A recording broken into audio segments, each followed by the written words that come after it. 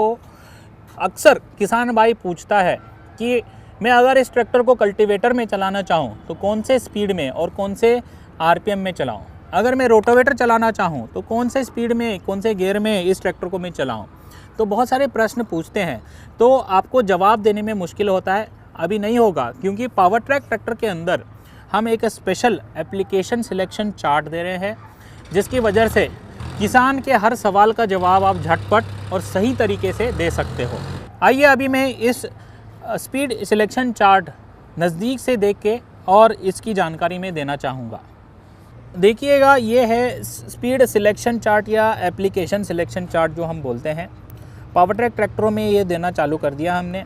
इसकी फ़ायदा ये है कि अगर किसान आपको पूछेगा कि मैं रोटावेटर इसमें चलाना चाहूँगा, कौन से गियर और कौन से आरपीएम में चलाऊँ, तो ये जो पीले रंग में हमने रोटावेटर का नाम लिखा है, उसी प्रकार इस तरफ जाओगे तो पीले रंग के अंदर हमने स्पीड भी दी है।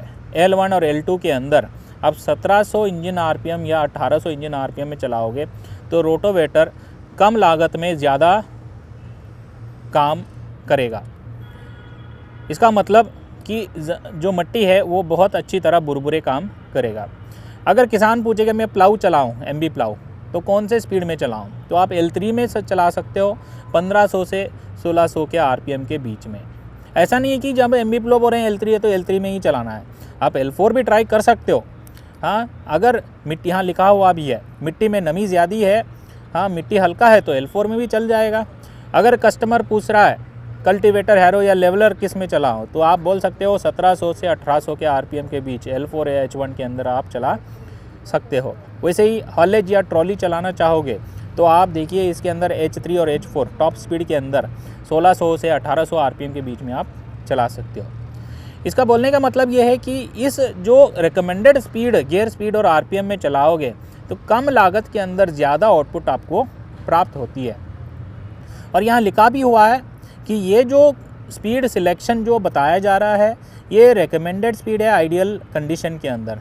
आप अलग गियर अलग आरपीएम भी सिलेक्ट कर सकते हो, मगर ध्यान रहे इंजन की आरपीएम कम से कम गिरे, हाँ, और ट्रैक्टर ना दबे, उस प्रकार से गियर सिलेक्शन और आरपीएम सिलेक्शन आप करेंगे तो वो सही रहता है। यही नहीं, इसके अंदर, इस ट्रैक्टर के अंदर ड्यूल स्पीड पीटीओ है, तो आप कौन सा इंजन आरपीएम में कौन सा स्पीड प्राप्त होता है। जैसे कि 540 पीटीओ के चक्कर चाहिए तो इंजन के आप 1840 रखोगे।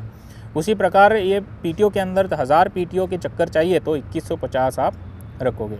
तो इस गियर सिलेक्शन चार्ट या एप्लीकेशन सिलेक्शन चार्ट आपको मददगार रहेगा कि इस ट्रैक्टर के अंदर, इस टायर साइज़ के अंदर कौन सा स्पीड कौन से आरपीएम में आपको प्राप्त होता है, और इसको फॉलो करने से कम डीजल की लागत में ज़्यादा आउटपुट प्राप्त होता है।